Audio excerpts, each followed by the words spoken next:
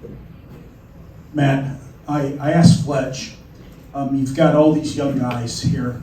How has practice changed for you going from a veteran team to having all the energy from these young guys? yeah, well, I think more than anything for us, I think they come to practice, they want to get better. We have a very quiet group, which, you can't let your, personality be your competitive personality. Like, you have to be able to outwardly speak and talk and communicate on the basketball floor. We struggle with that, so it's like a chore for us to get them to talk all the time just because of the personalities. But it doesn't mean they're not competitive, because they are. But I think that's been the biggest hurdle for us. And not just our younger guys, it's really across the board. Our older guys get it, and they have, that habit programmed. So I think that's going to be something we just have to stay on top of and keep fighting them. Like, you got to keep fighting somebody to be able to speak, especially on the defensive end.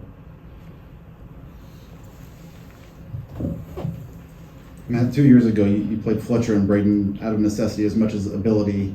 Now you have them to kind of mentor two freshman guards who clearly physically look like they're ready to do this. How much more of a benefit is that you kind of have that natural progression from those two down to Jakari and CJ? Yeah, I think it gives us that flexibility more than anything. With CJ can play two spots, Jakari can play two spots when we get into a bind, right? And obviously the ball is going to be in Braden's hand a lot. And Fletch is a very cerebral player and understands things. So, I think young guys, it's great for them, but sometimes they don't like, now you got coaches that are always telling you stuff. And, you got players that are always telling you stuff. Everybody's always like trying to let you know what to do.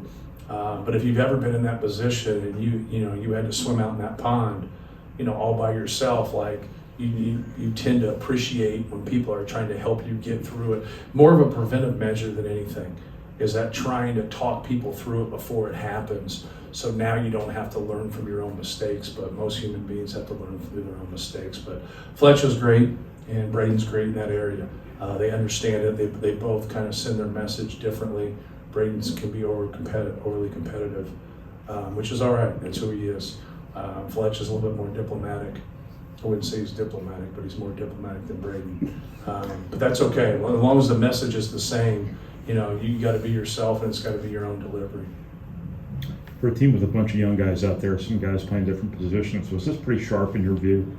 When you look at things like only 5 turnovers from your rotation guys, pretty efficient on offense, you rebounded. Right.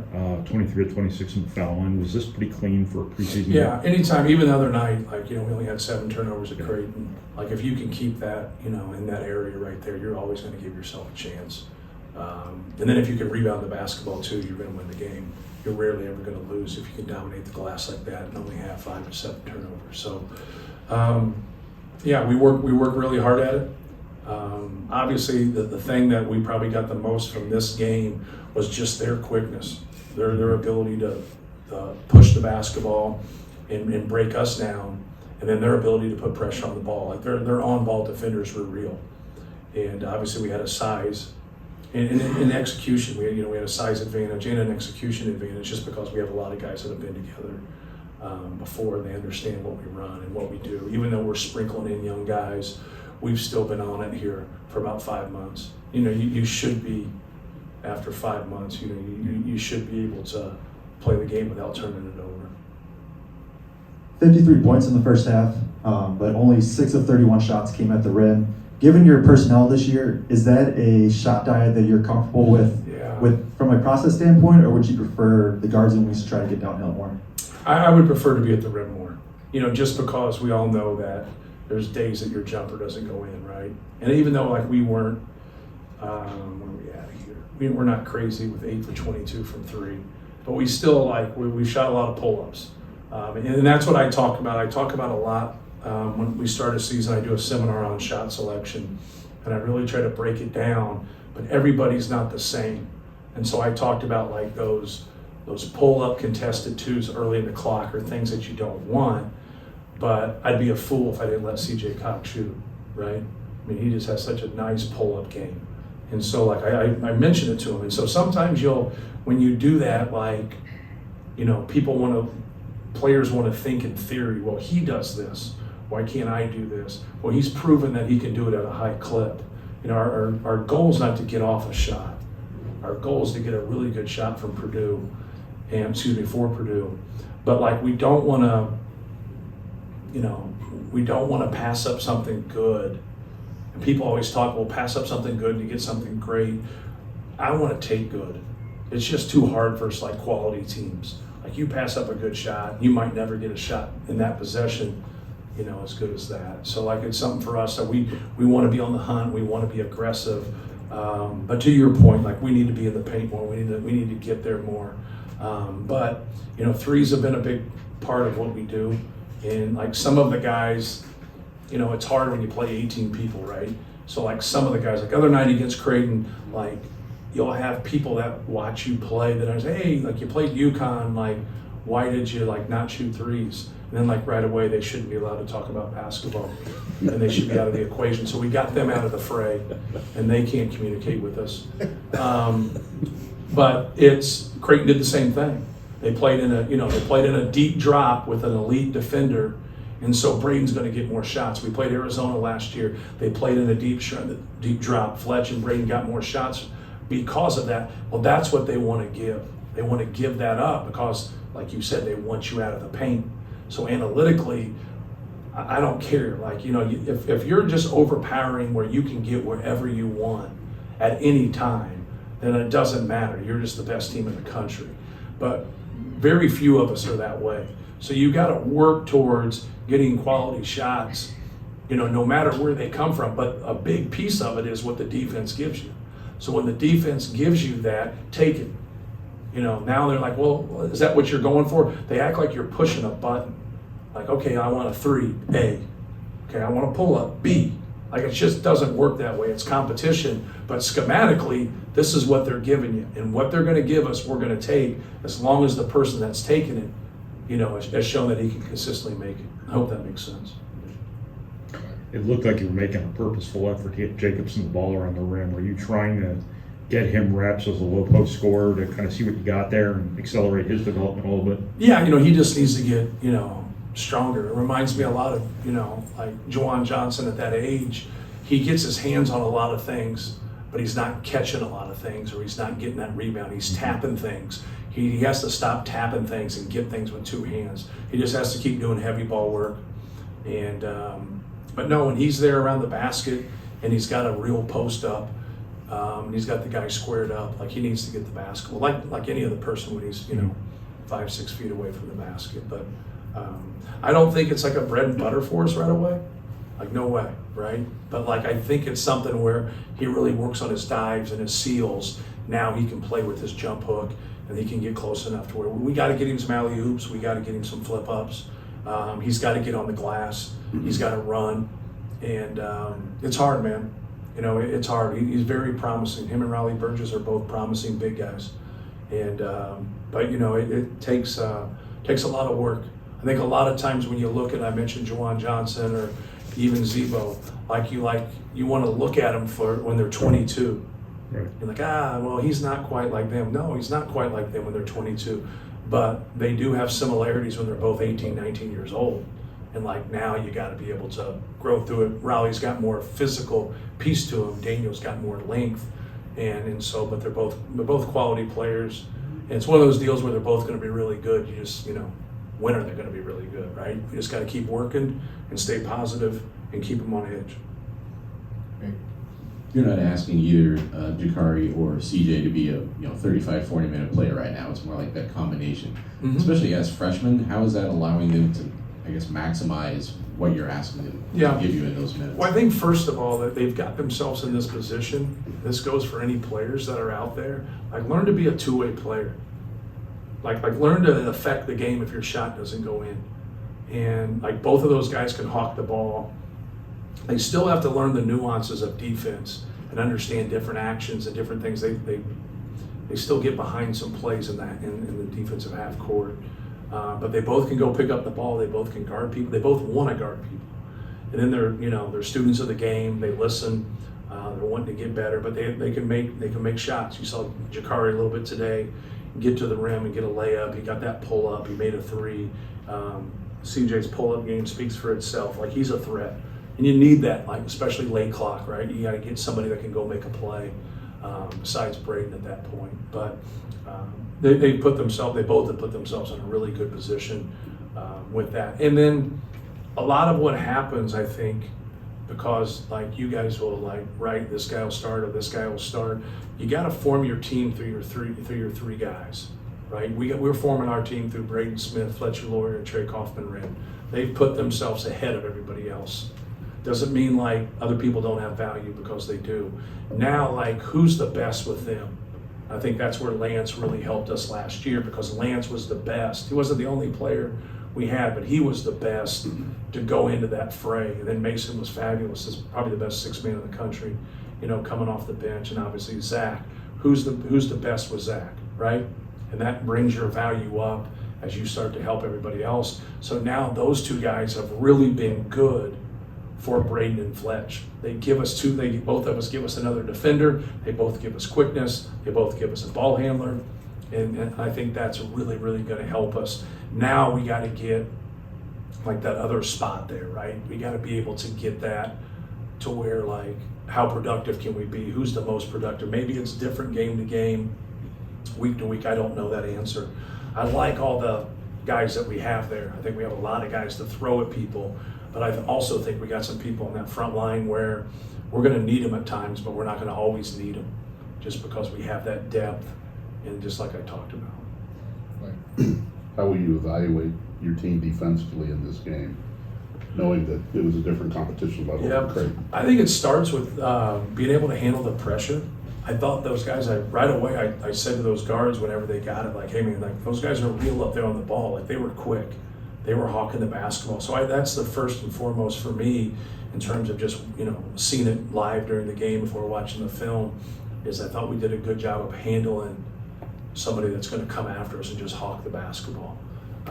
More than that, they ran more of a 5-out, kind of a spread, and we were able to kind of stay in, and then they never got going shooting the basketball, so we never had to maneuver and adjust to that. So, but we'll see. Like, we'll watch film and kind of go from there. And I talked to our guys about it. I just said, like, you'll face so many people where there's like more similarities than differences, but you're still going to have differences. And now each style can you know, kind of show some weaknesses where the previous style didn't. Yeah, through a couple of exhibition games, you played several different guys at the center spot. I guess just what have you learned about that position for your team right now? I think it's hard because, like, you look at all the guys that play. Daniel played 14 minutes, Raleigh played 12 minutes, Caleb played 12 minutes, Will played 10. Like, and so it's really hard to kind of gauge. I think more than anything is we have a lot of options. We have a lot of depth there, but nobody's really like separated themselves, right? And so it's hard to comment on. You like them, but you want to see more consistency from them. I think that's the key. You always give kind of a wait and see for someone who hasn't done it yet.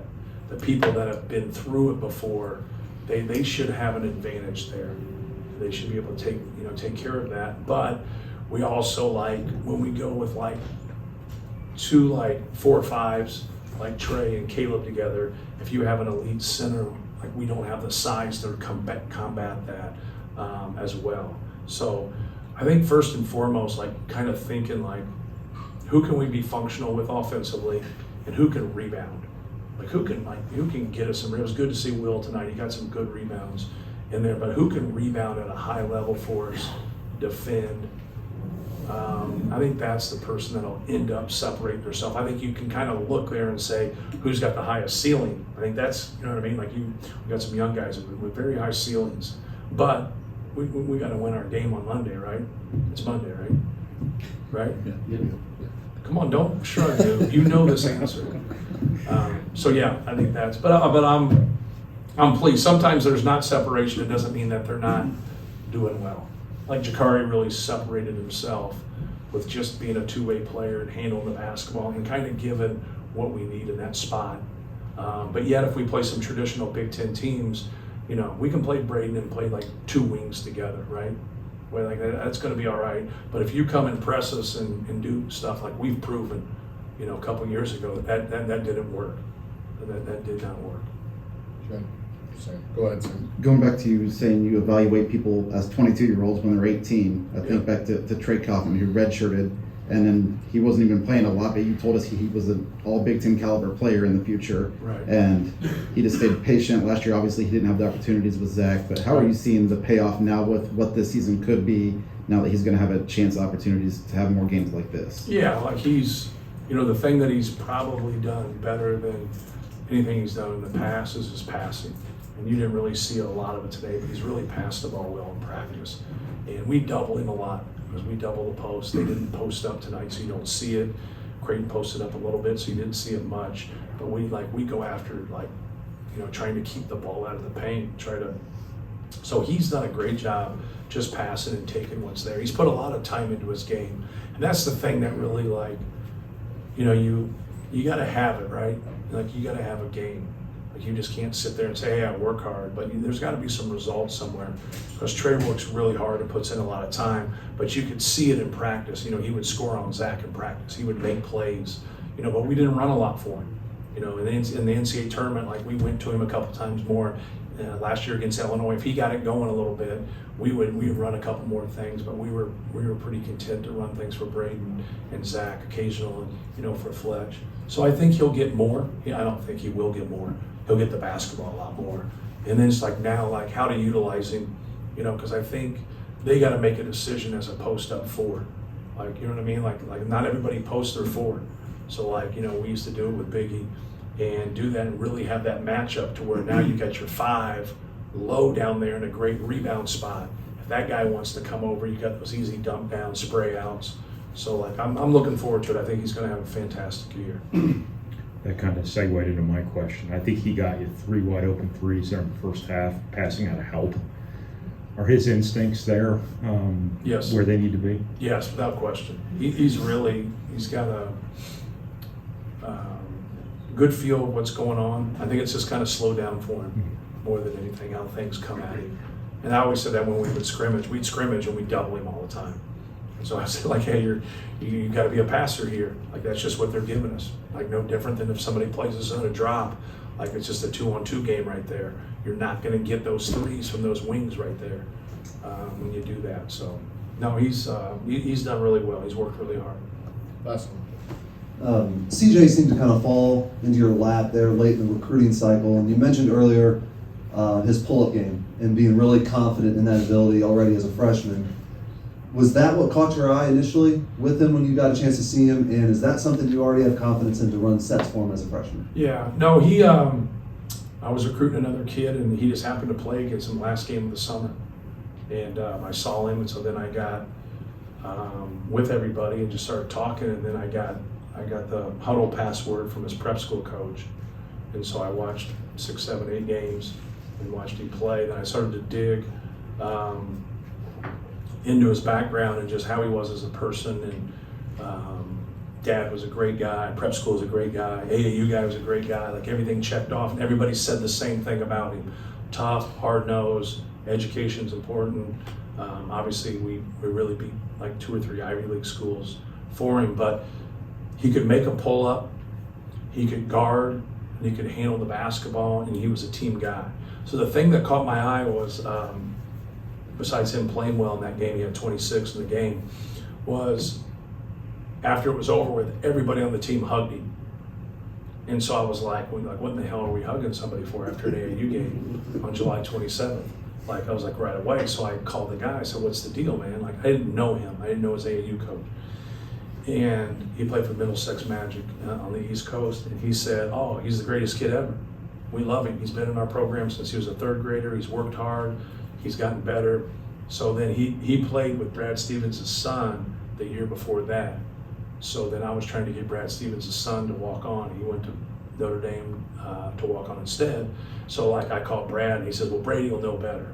So then I got Brady to talk to me. And so I got somebody close to the situation that knew him as a person and everything. And so then I recruited him, and then I was just honest right there. I said, hey, I've recruited this other kid, and if he doesn't take it, I'm gonna offer you a scholarship.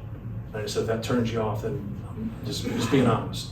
And then it just took too long for the other kid. He was just taking forever. And I was like, man, I really like this guy. I really think he would fit here, and I think he would be a great player for us. So he didn't fall in my lap. I actually worked for it. So you can call it falling in your lap, but there was a lot of hours right there. So, but no, you got to be able to sit there and say, of all the things that are important to you, he checks those boxes. And he's not ranked, and he's only getting offers from the Ivy League, and it doesn't matter. Being ranked doesn't matter. Who's recruiting you doesn't matter. Like, it fits. It's winning basketball. It's being around somebody that wants to get their education at Purdue, wants to play at a high level, wants to compete, and he's just came in and worked. He's one of those guys that carries a big stick and keeps his mouth shut, which you can't have enough of the guys like that. All right, thank you.